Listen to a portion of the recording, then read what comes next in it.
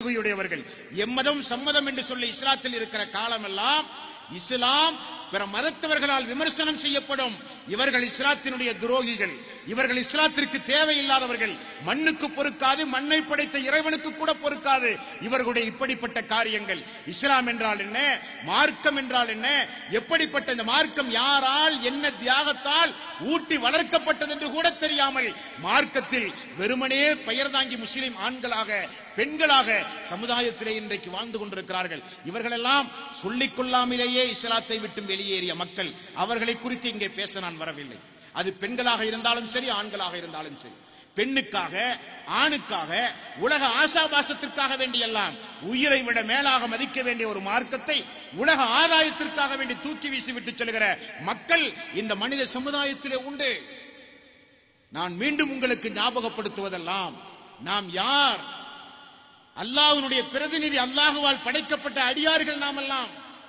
160 கோடி மக்கள் இந்த உலகத்திலே வாழ்ந்தும் அவனுடைய மார்க்கத்தை பின்பற்றி வாழ்கிற மக்களாக அல்லாஹ் ரப்பல் ஆலமீன் நம்மை தேர்வு செய்திருக்கிறான் என்றால் அந்த பொக்கிஷம், அந்த ஹிதாயத் சாதாரணப்பட்ட ஒன்றல்ல, சாதாரணப்பட்ட ஒன்றல்ல.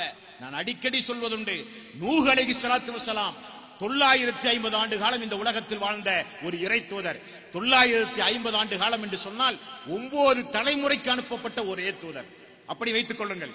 950 ஆண்டு காலம் இந்த பூமியில் ஒரு இறை தூதராக அனுப்பப்பட்டார். அந்த இறை தூதர் தன்னுடைய மகன், தன்னுடைய மனைவிக்கு கூட நேர்வழியை காட்ட முடியவில்லை. காட்டினார், அல்லாஹ் கொடுக்கவில்லை. துடியாய் துடித்தான், யா ரப்பி என்னுடைய மகன், யா ரப்பி என்னுடைய மனைவி. துடியாய் துடித்தார். உலகம் அழிக்கப்படுகிற நேரத்தில் அல்லாஹ் சொன்னான், அவன் உன்னுடைய மகன் அல்ல என்று சொன்னான். ஒரு தூதர் 950 ஆண்டு காலம் இந்த உலகத்திலே இறைவனுடைய மார்க்கத்தை பிரச்சாரம் செய்கிறார். சொந்த மகனுக்கு அல்லாஹ் ஹிதாயத்தை கொடுக்கவில்லை. ஒரே கட்டிலில் படுத்துறங்குகிற மனைவிக்கு ஹிதாயத் இல்லை.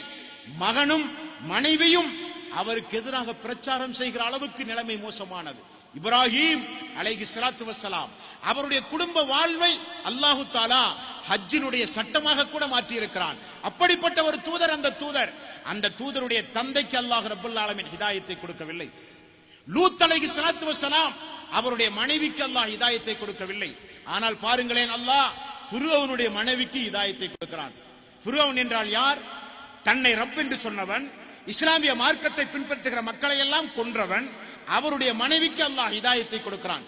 ரசூலுல்லாஹி ஸல்லல்லாஹு அலைஹி வஸல்லம் உலக மக்களுடைய கண்களை திறந்தவர், இருளிலிருந்து மக்கள் வெளிச்சத்திற்கு வருவதற்கு காரணமானவர், இஸ்லாமிய மார்க்கத்தை நிலைநிறுத்த அள்ளும் பகலும் பாடுபட்டவர்.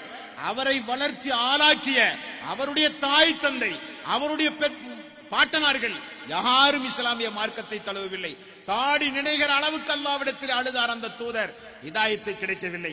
நபிமார்களுடைய குடும்பத்திற்கு கிடைக்காத ஹிதாயத், நபிமார்கள் எல்லாம் அழுது புலம்பிய ஒரு ஹிதாயத், இலவசமாக எந்த தியாகம் செய்யாமல் அல்லாஹ் நமக்கு தந்திருக்கிறான் என்றால் அதனுடைய விலை வெறுமனே 5 லட்சம் ரூபாயா? அதென்ன அதனுடைய விலை வெறுமனே ஒரு ஆதார அட்டையா? அந்த ஹிதாயத்துடைய விலை வெறுமனே ஒரு ரேஷன் கார்டா? அந்த ஹிதாயத்துடைய விலை வெறுமனே ஒரு பெண்ணா? அந்த ஹிதாயத்துடைய விலை வெறுமனே ஒரு ஆணா? அந்த ஹிதாயத்துடைய விலை வெறுமனே ஒரு உலக ஆசாபாசமா என்றால் மறுமையிலே தோற்று போய் விடுவீர்கள். மரண நேரம் மிக கொடுமையானதாக மாறிவிடும். மன்னரை வாழ்விலும் மறுமையிலும் அல்லாஹ்வுடைய நீதிமன்றத்திலே இருந்து நீங்கள் தப்பிக்கவே முடியாது. இன்ன பத்ஸ ரப்பிக லஸதீத். அல்லாஹ்வுடைய பிடி கடுமையானது. அல்லாஹ்வுடைய பிடி கடுமையானது. யாரெல்லாம்